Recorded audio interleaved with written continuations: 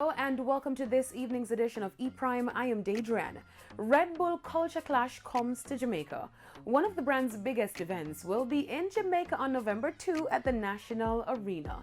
The event will see 4 crews competing for the title, 3 Jamaicans and 1 international.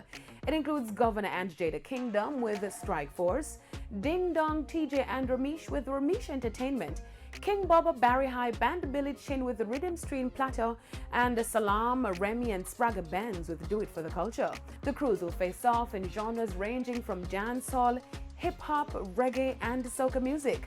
Jamaica has been successfully represented at previous Red Bull Culture Clash events with a mixture of artists, producers, selectors and sound systems, forming 4 crews to bring the usual excitement and vibes to the showdown. The clash will be supported by special guests to represent for the respective crews. Popcorn and his unruly team won the clash back in 2016 in London, and in 2018 Cranium and his High Flyers crew took the honors in Atlanta. Jamaican filmmaker Kia Moses is featured on the cover of UK's creative industry publication Pitch. Jamaica's flight director Kia Moses, along with Adrian MacDonald, Storm Salter and Teeks, were selected among 17 outstanding creatives for this special issue Pitch Cool. The issue also includes Spike Lee's protege, US filmmaker Stephen Bristol, who directed the sci-fi film for Netflix, See You Yesterday, Maya Cozy and Comfort Author. A special short film screening at UK Creative Masters Club is scheduled to take place next week. Pitch Cool was launched to coincide with UK's Black History Month this October.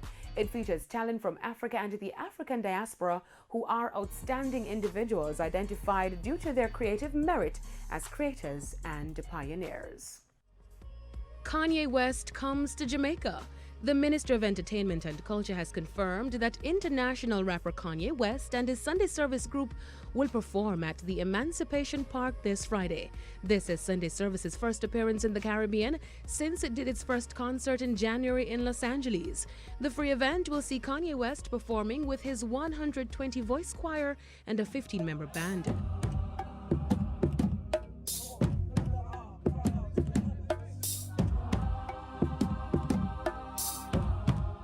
Production manager Jonathan Coleman, in a Gleaner report, asserted that one of Kanye's employees is Jamaican and it was her idea to bring the gospel group to the island, and the concert is a gift to Jamaicans. Kanye West gave his life to Christ back in April. We'll have more details in E-Prime tomorrow.